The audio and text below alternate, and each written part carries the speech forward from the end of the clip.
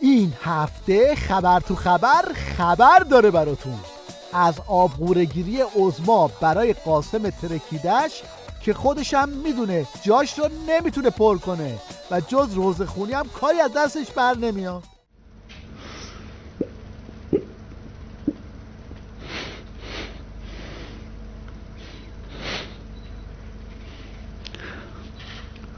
رفت تو بیمارستان و ایستاد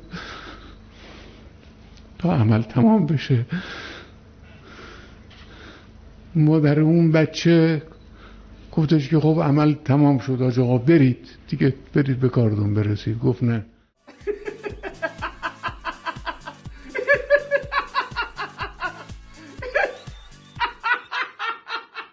آخوندا در دومین سالگرد قاسم سلیمانی تا دلتون بخواد معرکه گرفتن و عمامه به زمین کوبیدن. اولش صحنه ترکیدن سلیمانی رو انیمیشن کردن.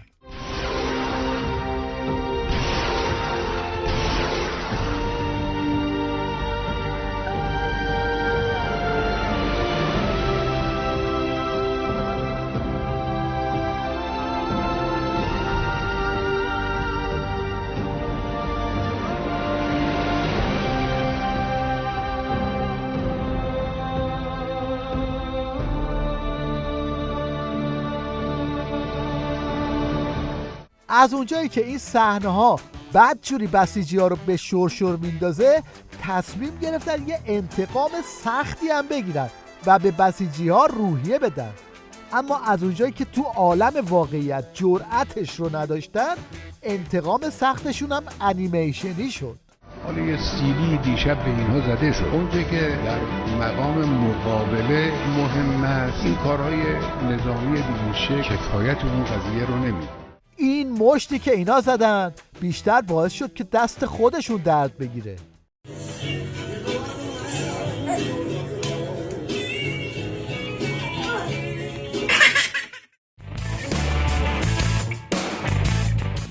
معرکه گیری آخوندا به همینجا ختم نشد. مغز نداشتشون رو به کار انداختن و تصمیم گرفتن ابتکار ولایی به خرج بدن و برای سلیمانی نقالی کنن. در خلق حماسه های ایرانی شد نوبت قاسم سلیمانی. دست نداره چونم نشد. دستا رو بیارید بالا من بیشتر انرژی بگیرم چون هنوز نقلم مونده. آخوندا که تا دیروز میگفتن ورود ساز به ایران ممنوعه، به قاسم سلیمانی که رسید یهویی تغییر فاز دادن و رفتن تو خط سمفونی.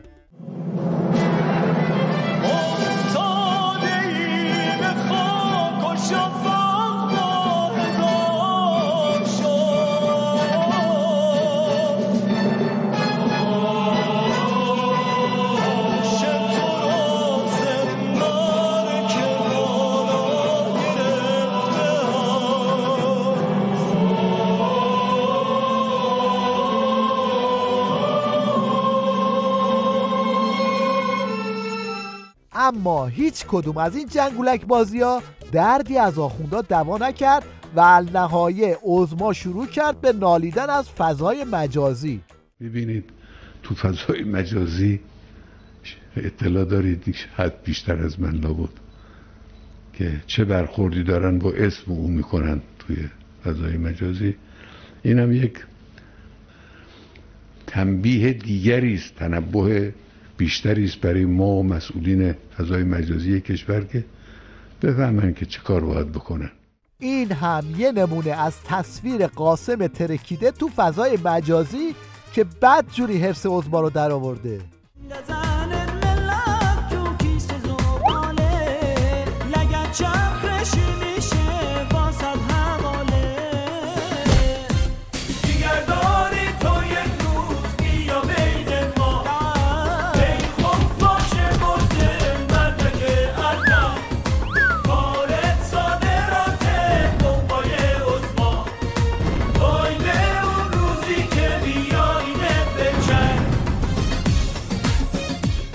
این آبغوره‌گیری‌های عظما با ترسش از تکرار قیام همزمان شده و جک و جونوراش به مناسبت سالگرد قیام 88 شروع کردن به عربده کشی. فتنه‌گران نظام ولایی و سقوط نظام ولایی رو هدف قرار داده بودند. 8 ماه از خرداد تا دی تا تونستند اغتشاش آفرینی کردند. بعد از خرچنگ ولایت این بوفالوی امامه‌دار هم به صحنه اومد و برای امام بی امتش روزه خونی کرد. دشمن اومد مملکت رو به آشوب کشید، خواص هم تماشا کردن به خاطر بی بصیرتی. خب فاصله بین امت و امام که یه حلقه خواص بود از بین رفت. اینجا بود که امت بی امام، امام بی امت مورد تهاجم دشمن قرار میگیرد. خلاصه این که عظما بد جوری گیر کرده و خودش هم نمیدونه چه غلطی باید بکنه.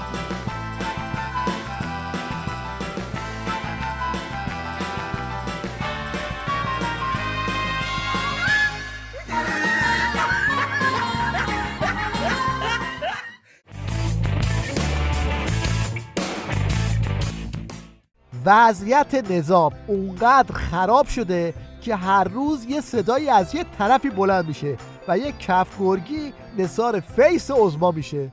بیا آقا میگه یه کسانی پشت قدرت هستن. یعنی چی؟ کی پشت قدرته؟ بعضی جاها که ما کم میاریم نمیتونیم مقابله کنیم، لپ کلام دست خودشون توشه.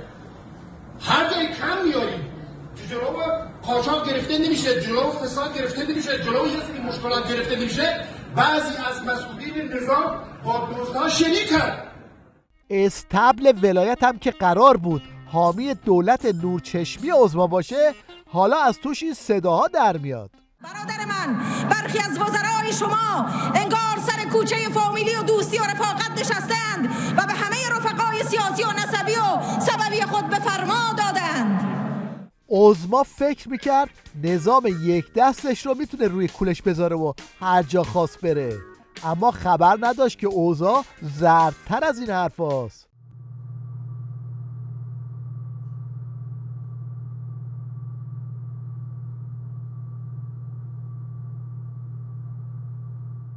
همزمان با مذاکرات و گیر کردن عظما توی تله اتمی، این قاآنی مشنگ اومده و از رفاقت قاسم ترکیده با وزارت خارجه دم میزنه و انصافاً مجموعه وزارت خارجه در دوره‌های مختلف با شهید سلیمانی این همراهی رو داشت. مجموعه خارجه به افراد کار نمی‌کنه، بعضی از افراد ممکنه یه نوساناتی داشته. این هم یکی از جانوران مجموعه وزارت خارجه که در وین دست به دامن نماینده روسیه شده.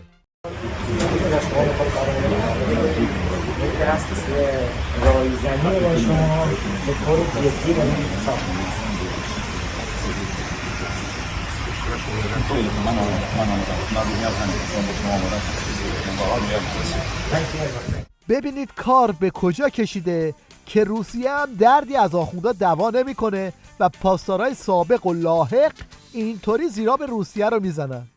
همین روسیه نزدیکترین روابط رو با اسرائیل داره.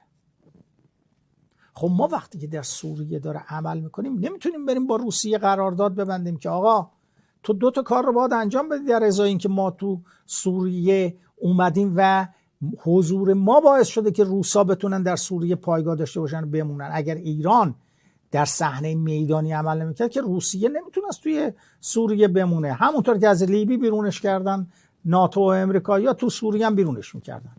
ایران نذاشت این اتفاق بیفته. حالا که اینه نمیتونیم با روسا بشینیم حرف بزنیم قرارداد ببندیم. آقا تو باید 2 تا کار بکنی. یکی به اسرائیلیا که رفیقتاً بگو کشتی‌های ما رو نزنن، کشتی‌هایی که ما داره نفت میبریم برای سوریه که باعث میشه تو بتونی اونجا بمونی.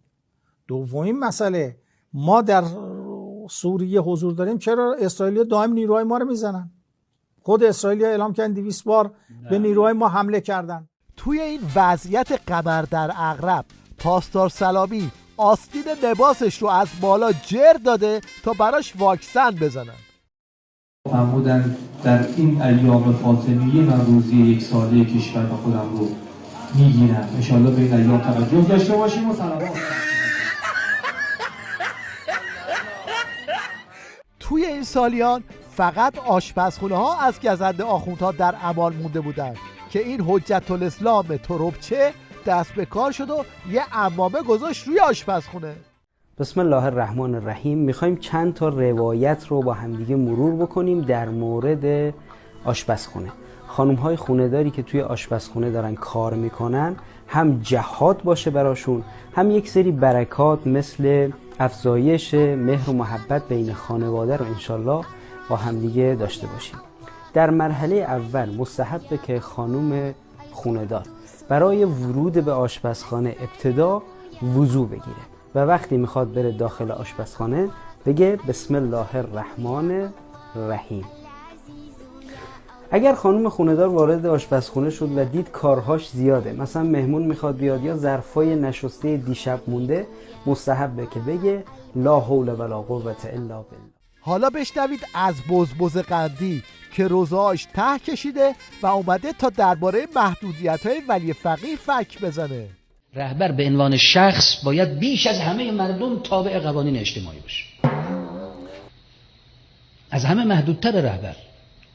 الان من و شما از رهبر، از امام آزادتر داریم زندگی میکنیم، راحتتر. در مسائل شخصی ولی فقیه که باید منتخب مردم و نمایندگان مردم باشد، تو مسائل شخصیش از همه ملت باید بیشتر تابع قانون باشه. دستش بسته است. بله، ولی فقیه خیلی محدودیت داره، اما یکی نیست بگه این که اینقدر محدوده چرا هر روز با موتور و شترش تو خونه و مغازه ملته.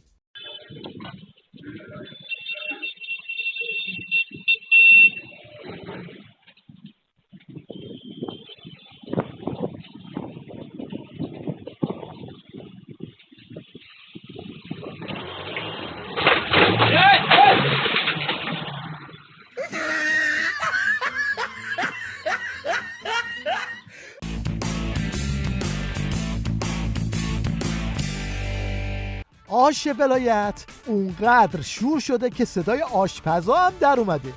حالا دیگه مجریای تیویش هم یه جوری که نه سیخ بسوزه و نه کباب به مهره‌های حکومتی تیکه پرونی میکنن.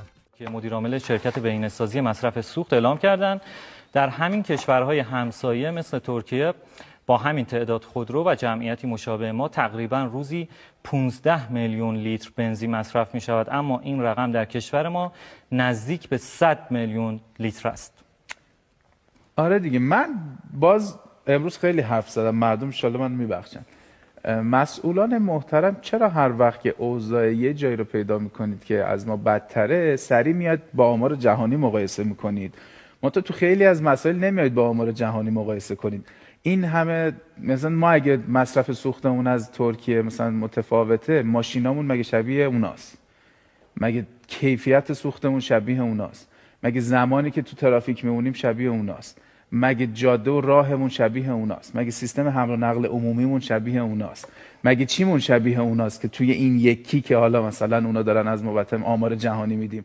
این هم یه نمونه دیگه از همین شاخ به شاخ شدن ها به سبک تیوی ریش.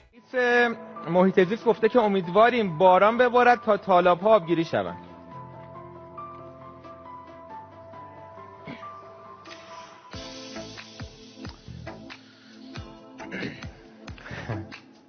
فکر کنم که مثلا هر کی که میره رئیس سازمان محیط زیست میشه یه دونه بخشنامه بهش میدن، میگن که آقا هر موقع شما در مورد مسئله محیط زیست سوال کردن چند تا چیز بگید. مثلا اگه گفتن چرا هوا آلوده شده، بگید که مردم دعا کنن باد بیاد.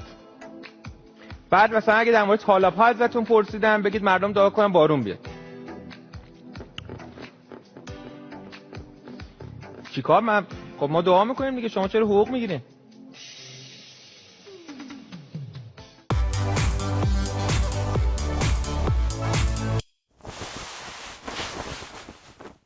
در پایان توجه شما رو به 2 نمونه جالب از کلاس‌های آنلاین جلب می‌کنیم که کاملاً بدون شرحه. سلام خانم معلم. من یک دوغ گازدار درست کردم. بعد از یک هفته میخوام در آن را باز کنم. اول خوب همش میزنیم.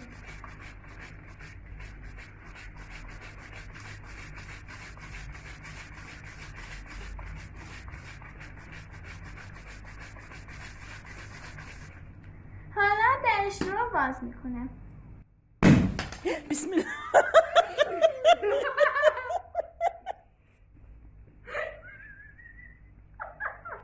سلام خانم هادیان، ما میخواستیم یه آزمایش انجام بدیم در مورد کتاب علوممون. آرتین دست بزن بهش، بهم بگو چیه؟ پرتقال. آفرین. از چه حسی استفاده کردی؟ از حس دستایی.